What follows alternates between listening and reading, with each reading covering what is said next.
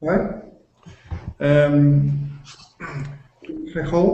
Today talks will be with Olaf Bertram-Nothnagel, a filmmaker from New York City, author of a documentary about direct democracy in the United States, and a fellow activist in the direct democracy movement, lowercased d.org. Hi, Olaf. Hi, Rudy. Bye. Well, I will place some questions to you, if you may want to ask them. In the first place, we need to know what is lowercase d. What are the objectives and purposes of the movement, and what's your role on it? So 3 questions in a single one. Sorry. No worries. So lowercase d is an all-volunteer collective of it's a handful of people that I began, I guess it's about 5-6 years ago now, to basically our immediate goal is creating what we're calling a modern-day citizen lawmaking process in New York City.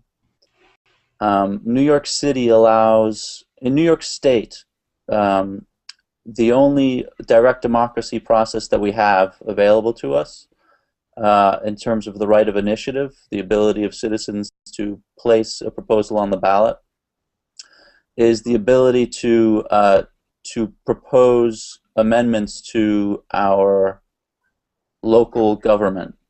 So in the case of New York City residents, to propose an amendment to the city charter. And so we've drafted 2 amendments to the city charter that, if passed, would create one, the ability to put other things on the ballot, any local law, and to use the technology that we have today to make that process more open and accessible and collaborative and informed and less money driven.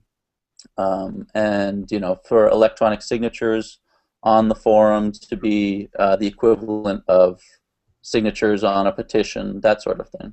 Are you using some kind of tools for this? I beg your pardon? Are you planning to use some kind of tools for this kind of secure voting? So basically, since all we're doing is getting the charter amendments on the ballot, we define as best we can a framework for what sort of requirements we would want in the initial implementation for the first time initially when they put it in. But since there's a lot of things I think we still need to learn about what an ideal form that would be and what kind of tools you would want in that. And since the city charter is very difficult to change once that's a sort of a permanent law, we took a very defined approach where we do get very detailed in terms of what sort of thing we'd like to see, but we only require that be the case in the beginning, and then it can be changed by the people, or we place the administrator we put in charge of it is called the public advocate, which is a position that already exists but doesn't really have much to do. So the public advocate, it's a position that has a strange history and really only has existed in the form that it is now for 20 years. And people have been talking about getting rid of it because it used to be the president of the city council, and they changed things in a charter revision 20 years ago. And since then, he hasn't really been the position doesn't have much to do. And so we thought, well, it's the perfect position it's the perfect person to administer this. So the public advocate sort of administers the Citizens Forum and implements it, and if they want to make changes, they can do it, and they're directly elected by the people, so there's direct accountability, and otherwise it can be the forum can be changed by local law. But this public advocate, is already elected by the people directly? That's right. That's right. I know that in the American systems there is a tradition to elect directly several public servants, like some in the police. What kind of public servants do you elect in New York City currently, besides this public advocate, for example? You're right, and I mean, it varies a lot by locality, but there are places in the U.S. where you elect the sheriff, for example. Yes. Yeah, that's not the case in New York City. In New York City, the only citywide offices that are elected are the mayor, the public advocate, the comptroller. The what? The comptroller, who is, that's sort of like, he makes sure the finances are all on the up and up. Those are the only three citywide positions, and then there's a city council, which is the legislature of the city, and those are elected from, winner-take-all majority rule from local districts. Which one of the problems that, I don't know how much this is the case in Portugal, but one of the problems you see a lot in legislatures in the United States is that the way the district lines for the representatives are drawn is often by the legislature itself, or some commission appointed by it, or some commission appointed by people who are connected to the parties, and the district lines will be drawn to preserve. They're drawn not so much to have like evenly represented or somehow making sense of historical boundaries or cultural boundaries or geographic boundaries, but they're drawn in very strange shapes to preserve the person that's elected, so that, like, in New York City, the Democratic Party runs the city, and so to prevent, say, something more from the left coming up, say Green Party or some other third party, because New York City is a very liberal place, they have divided any neighborhoods where there are a lot of such people into, so that they've divided those districts so that the people in those districts are grouped with larger districts that have lots of Republicans in them, for example. Similarly, if there's a district with a lot of Republicans in them, they might chop that up and sort of group it with, so that there's less of the opponents elected, and that's called gerrymandering. And this happens at the state level in a lot of states too. So very often it's not a very representative system because we don't have proportional representation. Like, most elections in the U.S. are winner take all. And so you don't get anything other than whoever wins the first, the one with the most votes, And so a lot of political minorities are simply excluded from the political process, So just following. That was a bit of a sidetrack, sorry. Okay.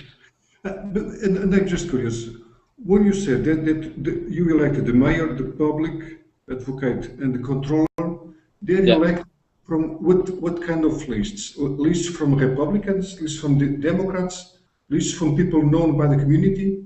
Right. And there's the other thing that we elect here in New York City are judges. Judges? Yeah.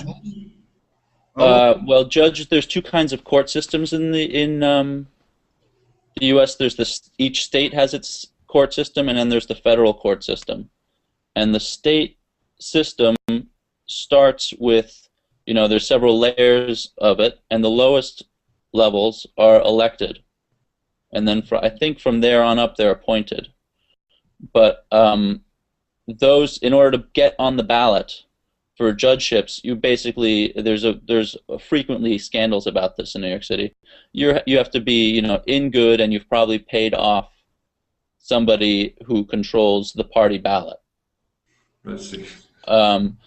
But the election system here is that there's a primary, happens like in the early fall, although they want to move that up, I think. But there's a primary, which is just each party has an election for only its party members, who it's going to nominate, and then there's the general election where the people that have won the primary you know, go against each other. And if you can get enough signatures together, you can also run as an independent candidate, where if you, you know, if your party doesn't have enough members to be a recognized party, or actually the line to being recognized as a party has less to do with membership than whether or not you got a certain number of people to vote for you for the last governor election. But you know, that's all sort of different place by place. But so there's a primary, and in New York City, that's actually the important election, because since the Democrats, since almost everybody votes Democratic, whoever wins the Democratic primary is virtually guaranteed to win the general election. That sometimes that isn't the case with the mayoral.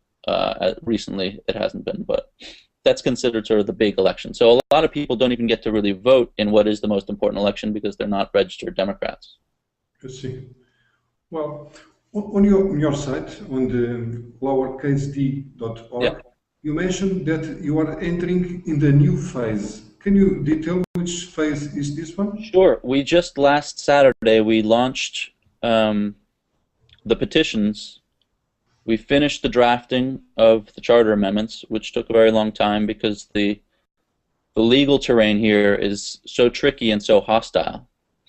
And you know, ever since there's been this ability to place charter amendments on the ballot, I think if my numbers are right, there's been 32 attempts, and only 2 have even gotten on the ballot. The others have all been thrown out in court. How much votes, how much subscribers do you need on the petition? Ultimately, we need something like 100,000 signatures. It's a multi-stage thing where you know, there's either it's a certain percentage of the people who voted in the last election, but if it's such a big city like New York, they give you numbers which end up being less than that percentage. And technically, you're supposed to put the first time you submit the petition, you need 30,000 signatures. And then the council has 2 months to act on it, and if they don't do anything with it, or if they, you know, change it, if they don't pass it without a change, then you have to submit a second petition with 15,000. And at that point, in theory, it should go on the ballot. Now, really, you need at least double as many signatures because they'll invalidate as many signatures as they can. I know. So really, we need like 100,000 signatures. And then we're going to have to sue the city because they, you know, will claim that what we're proposing shouldn't be on the ballot because it's, you know, it violates state law somehow. And that's actually going to be the bigger hurdle. I mean, getting 100,000 signatures is going to be very difficult, but one small advantage we have in our instance is that because the process is so poorly used, they haven't defined a limited time window in which you can gather the signatures. So, you know, if we don't get them in time for this year and we submit them a little later, that's okay. Then we'll just be filing for next year. For example, in Switzerland, I think that they have 6 months or so. In the initiative for legislation in European Community, I think that the people have 1 year to get the enough subscribers. Mm-hmm. So it's better to not have a time limit. That's for sure. Yeah, the time limits in many states. I mean, if you look at California, it's much shorter, and the numbers are huge. You have to gather like I think it's 500,000 almost. Wow. And there's, you know, there's geographical requirements too that they have to be from each area. You know. So that's common also. Yeah. Okay. I don't know if you are aware of the results of the 5 Stars movement, but the Direct Democracy Ireland also had a very strong vote on the local elections recently, I believe 2 weeks ago. It seems that we are on the beginning of a world movement through direct democracy as a response to the decline of the prestige of the representative democracy. Do you believe that there is a wave that we are in the beginning, or what's happening in the world with democracy today?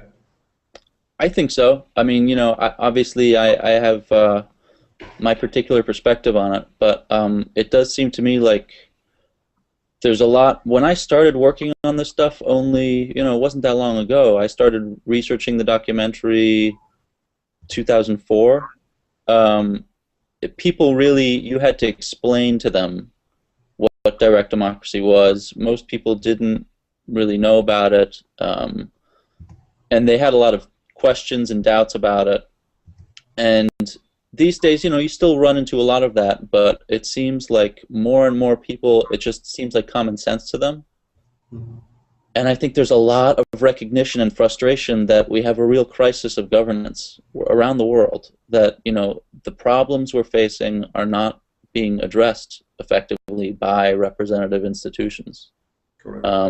You know, for all sorts of reasons, and that something has to be changed. Like, we've come to a point where there has to be some sort of evolution, you know, both in terms of our own responsibility and in terms of our ability to, you know, make effective policy in a timely way.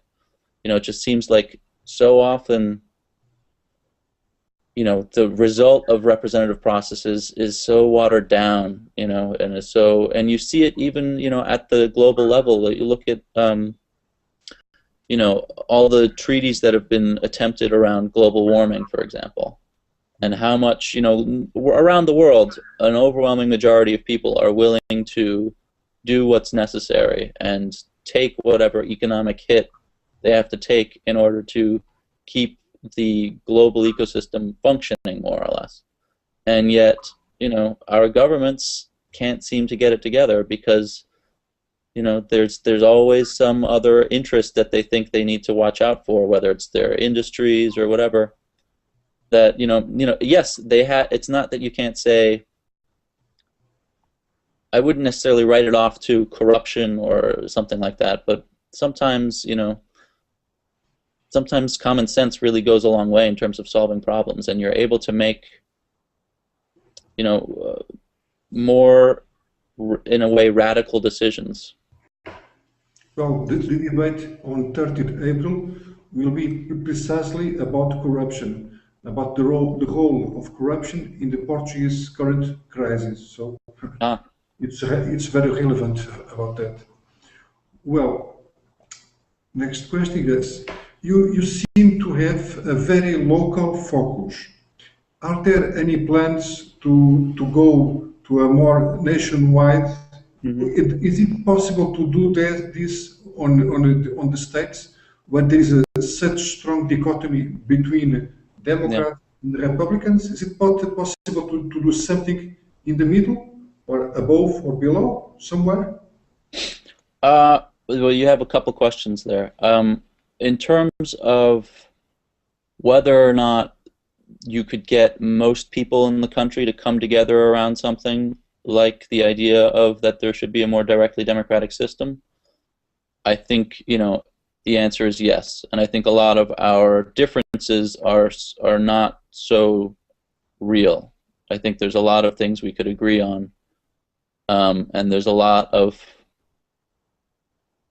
you know, I hate to say illusions, but there's a lot of, I think, people in the country who, rather than engage with the actual issue, are happy to let, you know, their representative frighten them about the boogeyman on the other side, and, you know, protect them from the boogeyman on the other side, whether, you know, it's the ignorant hick in the backcountry or the, you know, moral-less city slicker who's going to corrupt our family values on the other side. It's not, you know, there's a lot, I think, of common ground that I think hasn't been tapped, and we could get a lot of very important things done very quickly if we didn't have all these middlemen, you know, sort of playing us against each other. But in terms of the opportunity in the current system to affect such change, you know, the documentary that I've recently finished is very much deals with the national question, and the opportunity to do that is pretty limited. There's, the real question is whether or not because it's unlikely the government is going to allow us to do it, that they're going to facilitate such a change. So doing it at the national level requires essentially amending our Constitution directly, which has never been done in the United States at the federal level. Yes, But and there's a fairly large contingent of people who believe it shouldn't be allowed to be done directly, because they think that somehow that frightens them for all sorts of reasons. So I think we have to get over that, and I think we have to do it. But that's an uphill battle.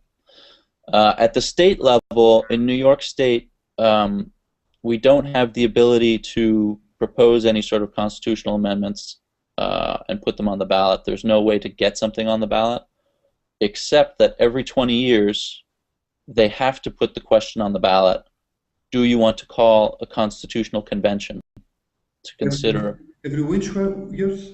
Every 20 years in New York State. Oh. And this is different in different states. I beg your pardon? And which will be the next? Could you repeat the question? It got mangled. Oh, yes, I see. The next time in New York State is in 2017. 2017. Okay. The last time was in 1997. They have to put a question on the ballot: do you want to call? Should there be a constitutional convention to consider changes to the state constitution?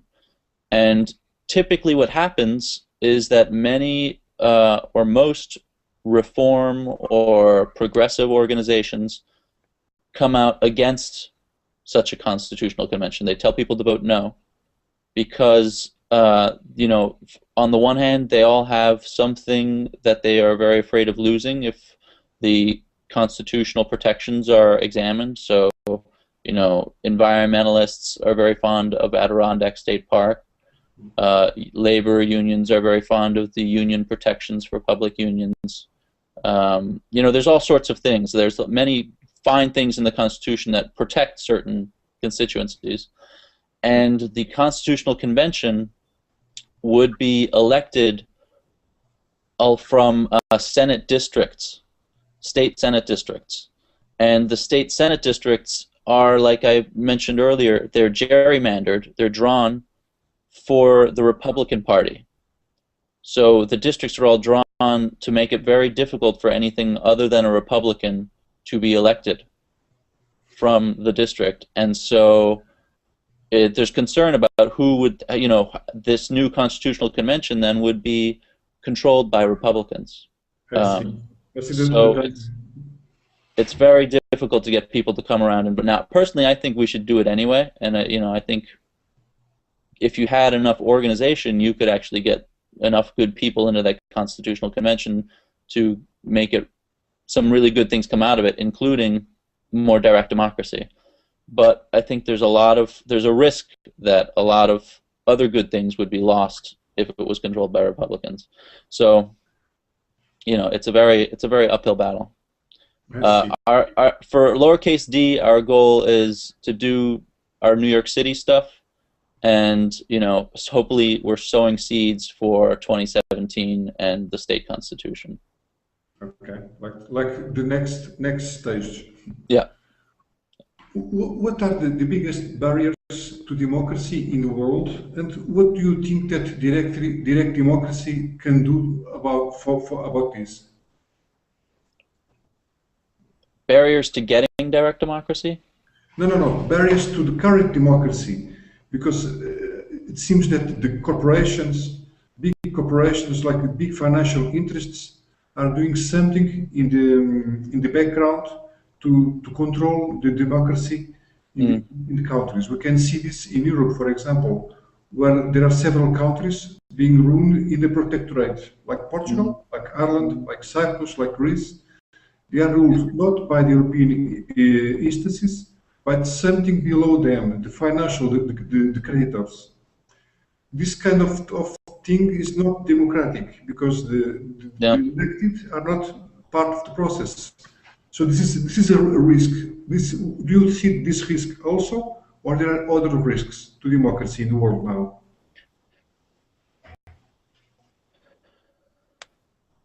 Well,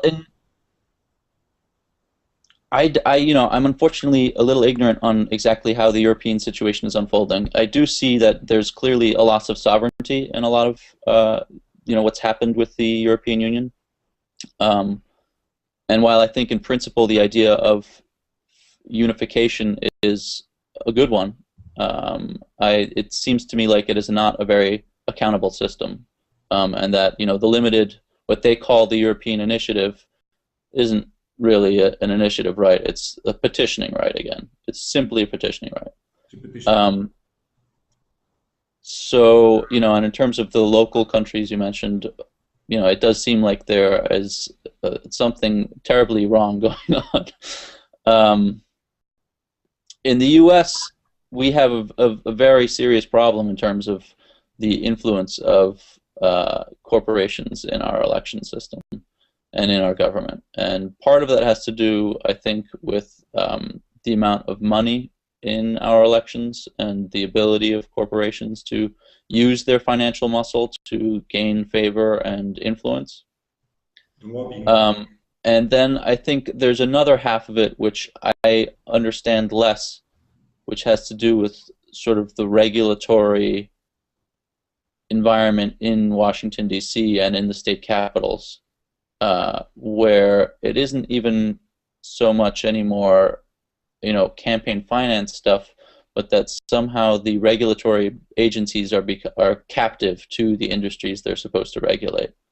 And I think that they're related in that I think appointments are being made based on favors owed, that sort of thing, and the lobbying industry is very much a revolving door where people that were in political office then become lobbyists and use their political connections to make money for working for a particular industrial interest. But I'm very much on the outside looking in there, and I don't know what the mechanics of that are exactly. But I think most people are very much agreed that our democracy is very much suffering from the influence of corporate and other moneyed interests. Yes, I think it's the same thing everywhere. Yeah. The situation is more patent in Europe because of the debt crisis. Yeah. There is no debt crisis in the States, but there is a big debt. So eventually it will get there also, but let's see. Yeah. Well, now the last question, perhaps the bigger question also, is that what do you think that there are the big advantages and disadvantages of direct democracy? Well, that's a very big question. I think in its simplest form, the big advantages are just accountability and responsiveness on the part of government, and responsibility on the part of citizens. I think particularly in the United States, you see a great deal of apathy, and just there's no connection with one's own personal responsibility and the actions of one's government. And people just feel like there's nothing they can do, and therefore they're off the hook. And it influences more than their political participation. There's a real kind of I don't care attitude because I can't do anything. In terms of disadvantages of how it is played out in the United States, a lot of them I think have to do with failures of representative government to provide us with a democratic public sphere, by which I mean like the influence of money and the importance of money in one's ability to be heard and get a voice in the media is really destructive to how actually democratic direct democracy can be, particularly on a larger scale. And those things are controlled to some extent at the legislative level, but there's also, you know, the courts and the Supreme Court have, in the last several decades, really taken apart the any sort of the instances that allowed for a more democratic conversation to happen. So that, you know, money, there isn't really any sort of limitation on money in ballot initiative campaigns or the ability of corporations to be active in such campaigns has been thrown out the window. Any attempt to regulate the role of money in placing things on the ballot and has been ruled unconstitutional. And is it unconstitutional having a limit on the campaign? Yeah, basically the way the courts have seen it in the United States is that the only rationale for limiting money in political campaigns, you know, they equate money with speech, and the only way that they see you can justify limiting it is if there's the potential for corruption or the perception of corruption on the part of an elected official.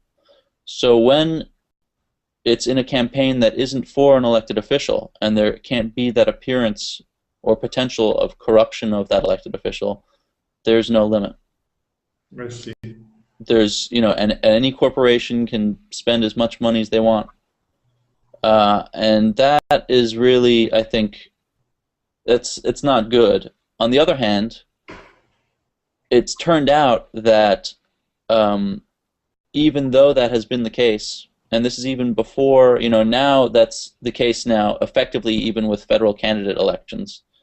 Ever since the ruling in Citizens United, corporations can effectively spend as much money in a candidate election for federal office as well. But ever since, you know, there's been a lot of political science studies on this, and it looks as though spending an overwhelming amount of money in a ballot initiative campaign doesn't actually necessarily get you what you want. It depends a great deal on where the money is from and which side it is being dedicated to. So that money from a non-grassroots interest like a corporation is really only effective when it is spent against a proposal. So you can use it to convince somebody that something is a bad idea and maybe raise enough doubts and use enough scare tactics to get them to vote no on something, but you can't use it effectively to get them to vote yes on something. People do see who the money is coming from, who's endorsing the measure, that they are not going to vote for something that corporation wants them to pass, but they may vote against something the corporation wants them to vote against. Which the result, though, if you take a step back, then means that for corporations, it's just a big liability, direct democracy. They can't actually get what they want that way. They just have to keep on spending money to defend themselves. And so while they, you know, I think it's very frustrating to reformers who are defeated at the ballot by corporate funds, it doesn't actually present a huge liability in terms of, oh, we're opening the door to corporations getting their way. They get their way plenty from representative government, and you know, it's really the reason. That's a story that gets really trumpeted quite a bit, but you know, if direct democracy were so good for big money, you would expect to see it being supported and its expansion being pushed. But you don't see that at all anywhere, you know? Not here at last. And there's a reason for that. It's a gigantic liability to them. Well, in fact, we are advancing to local elections in Lisbon, where I am right now. In fact, if I just turn around the computer, you can see the window. Do you see the building besides the trees? Yeah. That's the place where the local council in Lisbon have the meetings. Really? Yes, exactly. My house is in the front. Just a coincidence, but that's true. That's great. Yes. But what is curious is that our movement, advancing to Lisbon, one of our principles is that we don't have any budget. No budget. Yeah, I think that's the way to go. And I see that, I learned that a lot in covering the in some of the research for the documentary. Like, it seemed like the groups that were most effective. Now, if you're actually going to put something on the ballot, there are costs associated with that.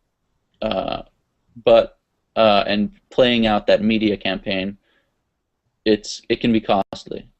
But in terms of something like what we're doing now to just get something on the ballot, or to to advance change through lobbying a legislature, it seems like the most effective groups are those that are all volunteers and that they aren't spending their time raising money and then having to kowtow. Then you owe somebody something. Then it's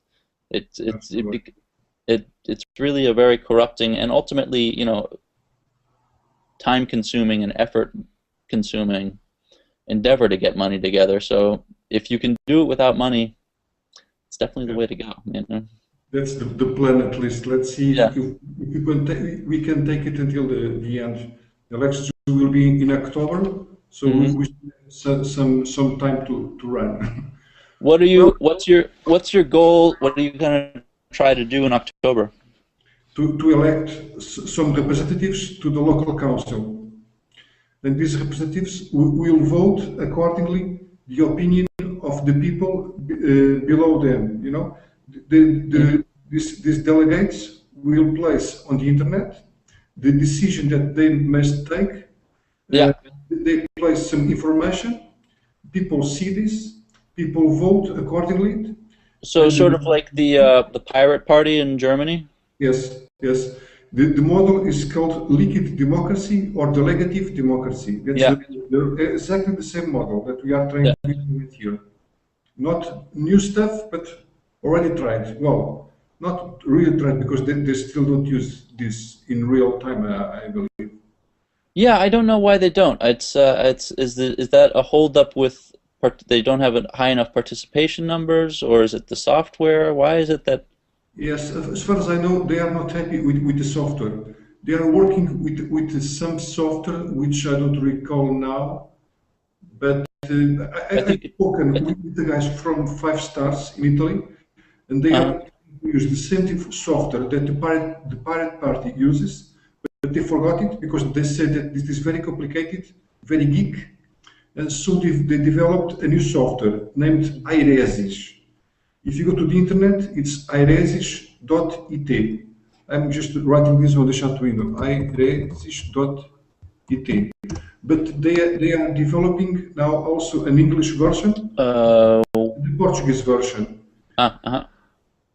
It's a tool that can people place proposals on the internet.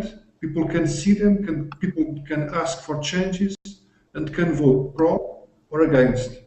And the delegates on the parliament vote accordingly what the people below them decide. Yeah. It's a very interesting tool. And and I think that's, that the notion of liquid democracy is ultimately kind of what makes the most sense, where this all sort of heads, I think. Even, the right of initiative, I think, is sort of how we would ultimately get such a thing here, But that makes much more sense to me, that, it's whoever actually is informed enough and the person, and you can always say, oh, no, actually on that vote I disagree. Actually, don't count my vote with the guy who's representing me, which may not even be the guy and the delegate, but it's somebody in between, and there can be several layers, That makes eminent sense, And I think that, you know, that's sort of a perfect example of the sort of thing that I like. People, if you get them to understand it, it's like they see the advantage that sure, that is what we should be having, and why don't we? The idea is to show this model working in Lisbon. Lisbon is the capital of the country, and if the people see that this can work in Lisbon, perhaps it will propagate to other places. Let's see, let's expect, and let's work for it. The work is very hard because we also have a huge barrier about the number of signatures that we must collect in order to go to the elections. It's not as huge as you. It's around 4,000, but 4,000 in Portugal, it's difficult to collect in the streets. That's I can assure you. Yeah. Well, Olaf, I won't take you much more time. Yeah. I must thank you for the excellent meeting that we had today, and let's wait for the next debate that we'll have this time in real time in 13 April. Okay. I look forward to it, Rui. Thank you so much. So, bye. Have a good one. Bye, Olaf. Bye. Thanks.